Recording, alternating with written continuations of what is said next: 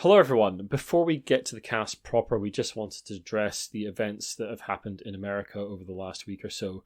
We, along with the rest of the world, were shocked by the events that happened on Capitol Hill last Wednesday, brought around by the actions of ex-Apprentice star and failed hotelier Donald Trump, many members of the Republican Party and the right-wing press in America goading people on to such action. We look forward to the new administration coming in and hopefully bringing the country back together. To all our friends in America, we hope you are okay, and we are here for you.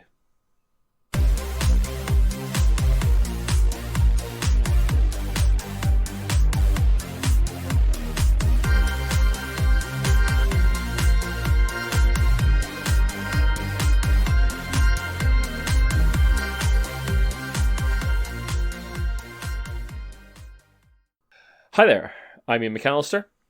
I'm Iain Chantler. And I'm Jamie Adams. And don't worry, we all survived that rogue sound effect at the end of last year. And this is Brainwaves episode 64, bringing you the best in board game and tabletop gaming news. These are the headlines for the week of the 11th of January 2021. Kickstarter rakes in the tabletop cash. Robber token lands on Catan's Beer production. And Fantasy Flight Games permaban themselves and all users. All this and more on this episode of Brainwaves. Hello everyone, and welcome to the first Brainwaves of the new year. And it wouldn't be the first Brainwaves of the new year if we weren't looking at Kickstarter once more and the cash it took in 2020. The results are in, and despite everything that 2020 threw us, Kickstarter has done extremely well out of games in general and tabletop gaming in particular. Tabletop games and accessories on the platform took $233 million in 2020, up from $176.3 million, up almost a third. Frosthaven led the pack. That's the new Gloomhaven from Cephalophair Games. That came in at $12.97 million, beating the previous record holder, Kingdom Death Monster, its reprint in 2016. Interestingly, the nearest in computer games was $4.6 million, so not even coming close to the kind of money that board games are taking on the platform. Kickstarter has been reaching out to Japanese creators, and 2 Japanese-led computer games topped the computer games charts for Kickstarter.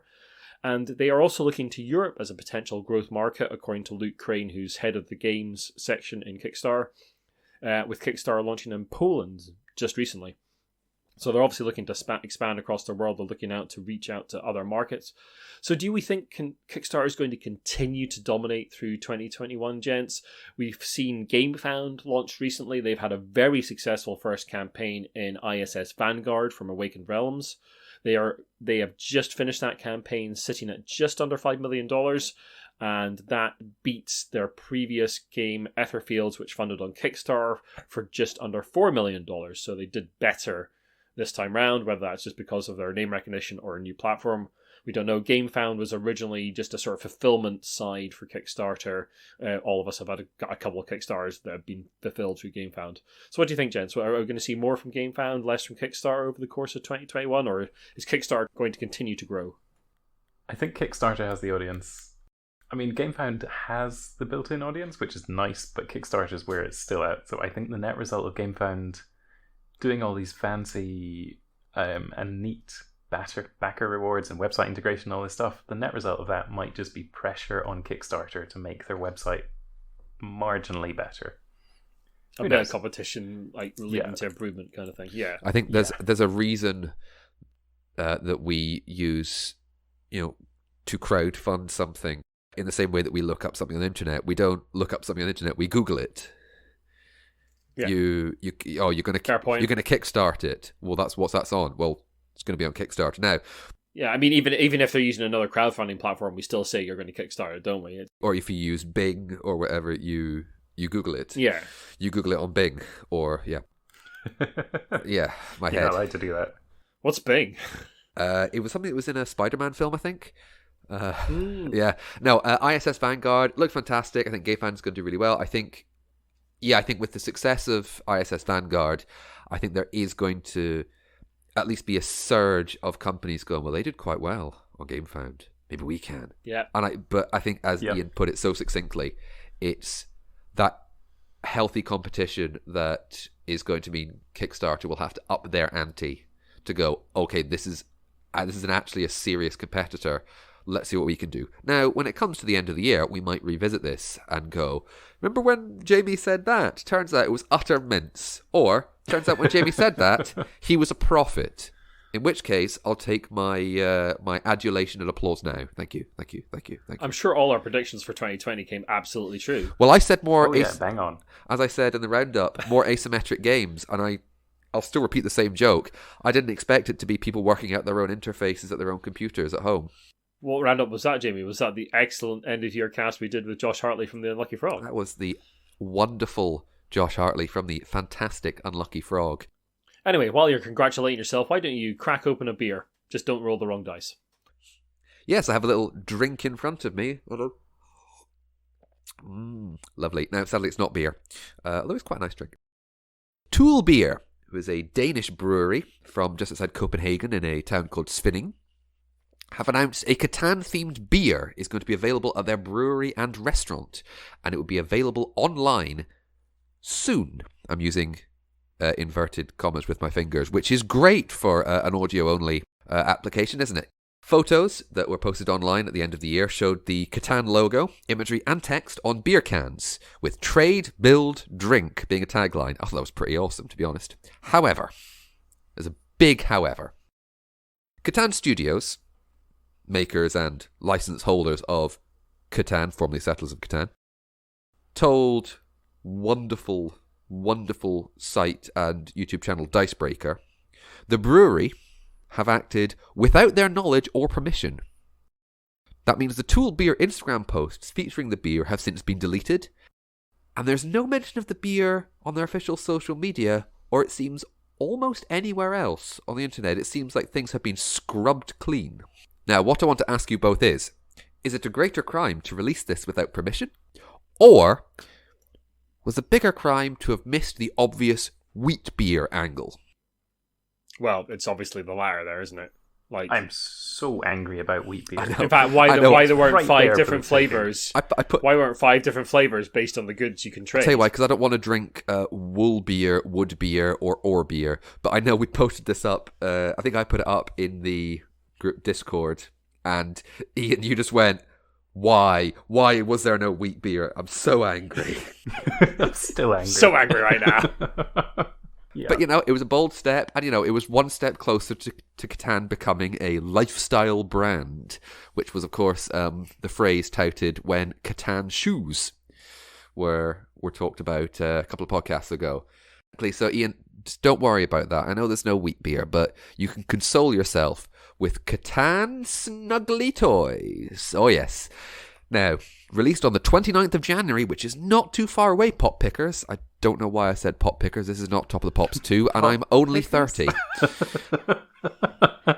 Wow.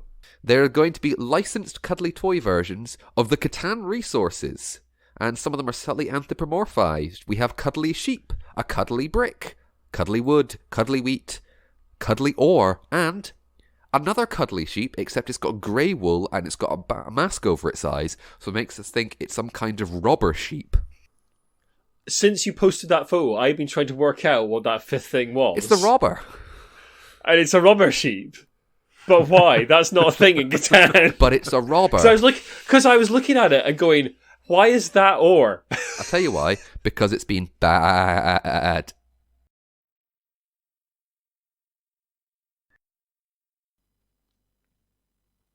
So, Ian, anyway, what's happening over in FFG land? Fantasy Flight Games are going to permaban themselves and all of their users. This is the news that Fantasy Flight Games are closing their forums on January the 31st, 2021. There's a project to archive it in the Wayback Machine, but that might not work. So, if there's anything on those forums that you want to save it now. Forums have been a great resource over the years, featuring frequently asked questions, designer interactions, and tournament organisation. This continues Fantasy Flight Games' streamlining process from their parent company, and many of the games most heavily featured on the forums, such as the X-Wing miniatures game, are moving to other companies under Asmodee's control. Other spaces for the discussion of their games are out with Fantasy Flight Games' control, most notably shown by the Netrunner subreddit, who've wholeheartedly embraced the fan project, Project Nisei, as the game's ruling body. after the discontinuation by Fantasy Flight Games. So, Ian and Jamie, what do you reckon about Fantasy Flight Games turning it over to the fans and saying, it's up to you now? I think it's what Fantasy Flight have always done. Like, basically, like, the support for their games has been spotty, to say the least, over the course of the years, like, in terms of, like, tournament support and that kind of thing. And a lot of the actual enthusiasm and tournament support and, like, sort of online play and that kind of thing that have been created by fans over the course of the years. There's Jinteki, obviously, for Netrunner. There's loads and loads of online resources for things like Arkham and Arkham Horror and LCG and all that. There's Arkham DB for like making decks and that kind of thing, and all that kind of stuff. I mean, should be provided by Fantasy Flight, but fans are so enthusiastic they provide it themselves. I think there's a grand tradition of projects being discontinued and fans leaping to it. I mean, the one that immediately jumps to my mind and to my eye line right now is Dune, because when that got shelved in 1984, it became a holy grail game. Yeah. Coincidentally, when the Dune film came out. I think especially also like forums, if you man forums as a company, you have to moderate them. You have to employ someone to do that. Yeah, absolutely. You just do. And if you turn it over to like the wilds of the internet, it doesn't matter as much. I used some of the resources online on the forum for when I was running a game of Only War, which was their Warhammer 40,000 Imperial Guard campaign, just for some ideas on regiment creation and some weapons that I thought would be more fitting for the setting, that there were no rules for, but someone else had done it, or vehicles, and it was very helpful. If they continue to want to develop fan interactions without forums, I mean, I don't know about logical, but the assumed next step may be something like a Discord, because any idiots are starting their Discord right now. All the crazy people do that. Yeah, exactly. It's entirely unexpected. Speaking of unexpected, let's get on with the news. I was going to say Corey Konieczka. Oh yeah, yeah, Corey Konieczka. You heard of him, Ian? He did games like Battlestar Galactica and Star Wars Rebellion and Twilight Imperium. Sorry, I've never heard of that, mate. Corey Konieczka, yeah, he left Fantasy Flight. His post was Vice President of Research and Development, and last year he announced he was leaving to set up a new studio within Asmodee Games, and now it has been officially announced. It is Unexpected Games, and its new game is its first game is going to be out, I think, next year. I think the plan was this year. Anyway, that's enough for the headlines. Let's get on to the news.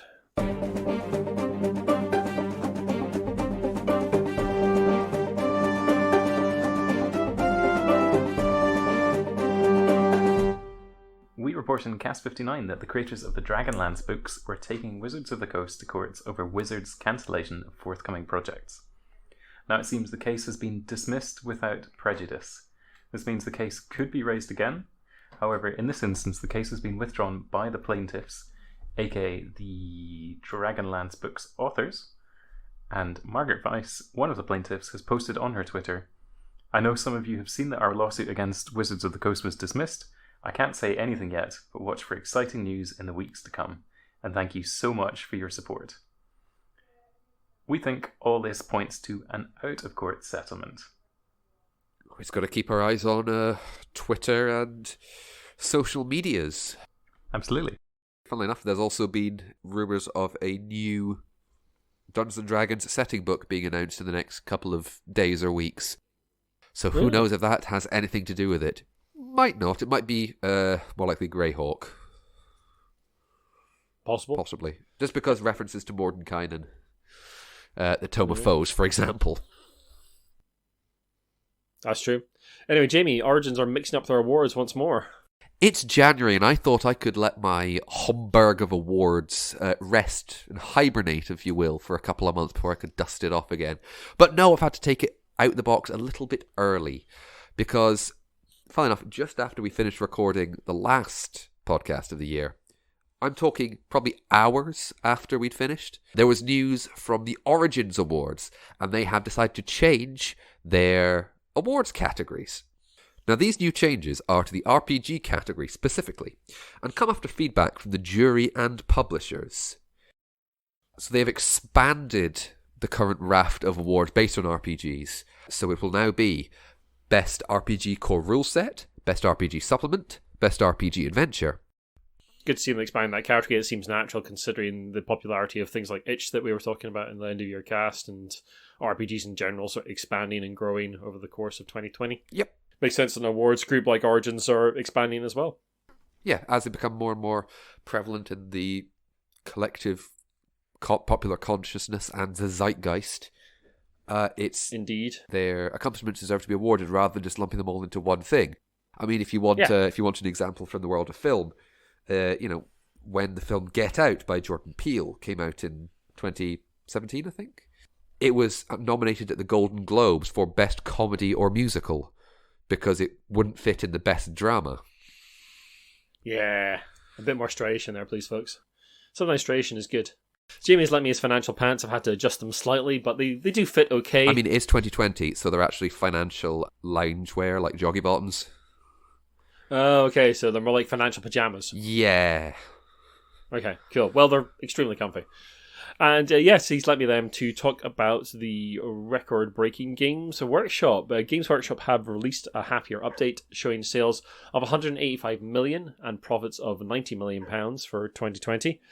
Comparing the equivalent report from last year shows sales have grown by 40 million, around a quarter, but the profits have increased drastically from 59 million to 90 million.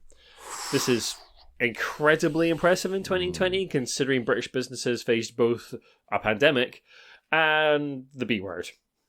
I repeat what I said in the end of your cast, and I'll say it again. I think the Bank of England is going to soon announce we are switching from whatever standard we're currently on. I think it was a gold standard, maybe it was a silver standard, to the Space Marine standard. Indeed, well, we'll just exchange little plastic miniatures for goods. Yeah, it's like bartering, except, One Primaris for an orange. Yeah, oh no, Primaris is worth a bit more than an orange. But also, then it depends on chapter size and what you've painted it, if it's painted or not. And if you talk about the Black Templars chapter, which essentially you've got no idea how many Marines there actually are, because there's multiple Crusades, you're talking maybe Legion strength, and that's to talk about the Dark Angels as well, because technically the Unforgiven are at Legion strength. Nobody talks about that. Jamie. Yes. Jamie. Ian. Stop me from my derailment of talking about Space Marines, because I'd rather talk about Imperial Guard. Talk to me about the tabletop industry in the UK in general. Yeah, the little report out of thisismoney.co.uk basically reporting on the strength of the UK tabletop industry. This report's a little sparse, but essentially it's the market research agency NPD saying that games and puzzle orders are up 31% contrasted with 2019. That's kind of understandable, I guess, considering everyone's been stuck at home and looking for things to do, but it's great for the industry. It's seen a massive growth in it.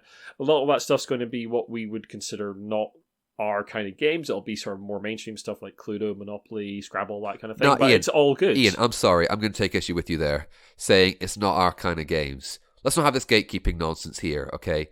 We accept all board games. The Monopoly news is Monopoly news for a reason. Now, initially it was a joke like, oh, there's Monopoly all the time. Imagine we did Monopoly every time. But I won't have it's not our kind of game. Because it's not an us and them. It's all of us together. That's fair. Yeah, that's fair. Sorry, Ian. I had to come down a bit hard, but No, that's completely fair. Yeah, no, it's good to see people getting into board games anyway. And yeah. It's good to see the board game industry growing, and hopefully we'll see more of that over the course of 2021. Anyway, Jamie, explain a thing I didn't understand to the audience. Yeah, I really, Ian did ask me, he's like, I have no idea who this person is and what you're talking about, so you do it because you're young. I have a fringe idea who this is. Anyway, children's pop star and influencer Jojo Siwa, her of the famous Jojo Bows from several years ago, if you have young female children, announced on her Instagram that a children's board game manufactured with her name on it had inappropriate content. I shouldn't laugh. It's just a kind of comedy of the slightly grotesque. Photos featuring the board game called JoJo's Juice, which were manufactured by Nickelodeon, were posted to Facebook by a customer on Friday, which is the day we were recording. Now, these photos show the cards that were in the game include questions about whether players have ever walked in on someone naked or gone outside without underwear. Now, Jojo Siwa herself called the game gross on her Instagram, asked for it to be recalled, and said, I would have never, ever, ever approved or agreed to be associated with this game if I would have seen these cards before they started selling it. What game do you think they put her name on, and who was working at quality control that day? Answers on the postcard. Yeah, it sounds like they put a generic "Have you ever" game in a box, put her name on the front cover, and gone. Job's a good one. It's a shame. And then sold it. It's a shame. Yep. It's laughing just because it's funny. It's like it's a kid's game, and it's like, oh, have you ever watched it on someone? Come on. Yeah, that's pretty bad. It is the reality of how a lot of these things get produced, though. When you're talking about things that are franchised and licensed, no, I know they take like a game they have rights for, stick a label on it, resell it, and obviously, yeah, someone's not done quite all the work here. You're talking about that to me, and you know what story's next. We'll come back to that. But first, we'd like to thank very much our patrons for supporting us through 2020 and continuing to support us into 2021, especially our executive producers, Lucky Sparrow Gaming Cafe. We hope all those folks are doing well despite the closure of the cafe. And Shaun Newan from the Game-A-Lot team. There are loads of ways to support us. You can join our Patreon, of course. You can buy things off the Giant Brain site. We've got a lot of Amazon affiliate links there, and we also have a support us page which has various things like direct PayPal donations and various companies you can go and buy things from, including Metallic Dice Games, who have very kindly joined up with us to sell some of their fantastic metal dice. If you use the checkout code ROLLWITHBRAINS, that's all capital letters ROLLWITHBRAINS, you'll get a 10% discount and we'll get a little cut as well. And they produce some very nice things, though they are in the States, so things of that nature may be affected quite horribly by Brexit taxes. I think that's worth saying. It's one thing to just be a little bit aware of. Yeah, if you're ordering anything right now, please be aware of where it's coming from.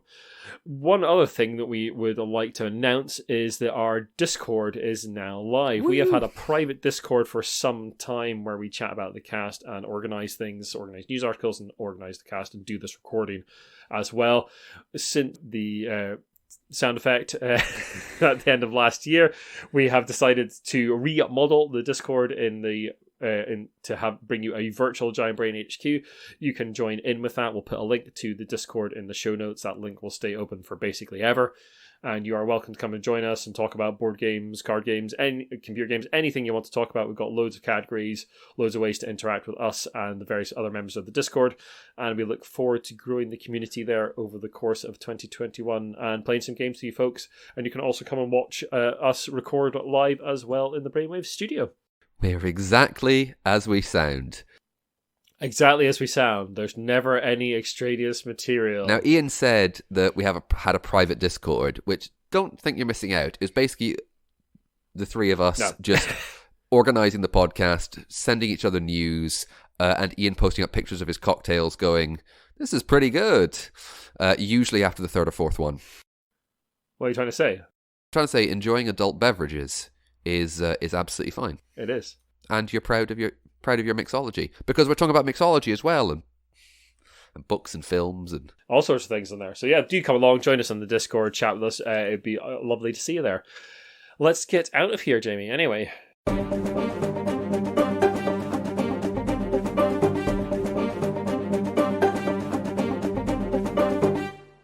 Jamie, someone's very old this year, and it's not me.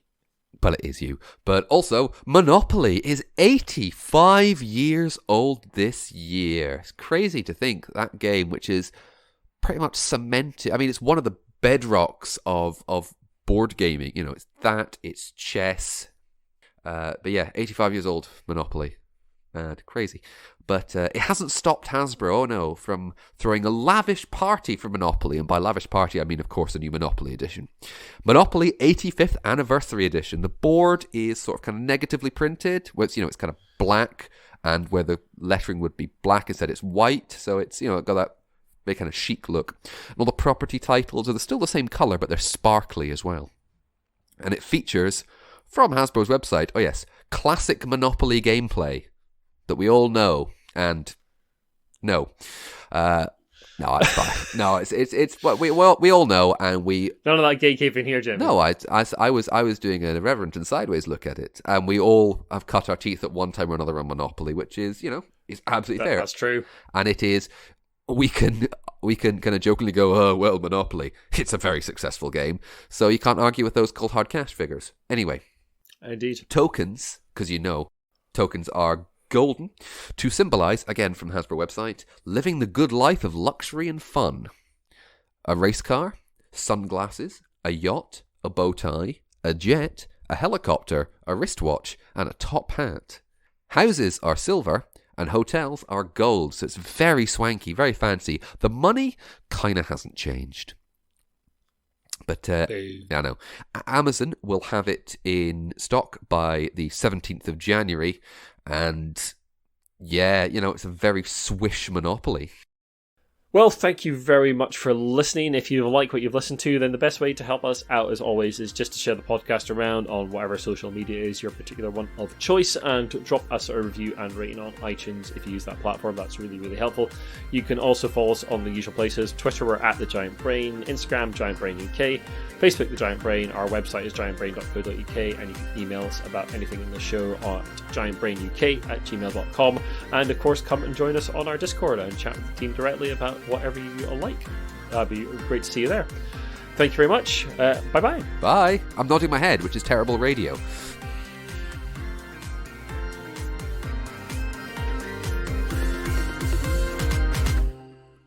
You're always terrible radio. I am. Okay, we're done. Cool.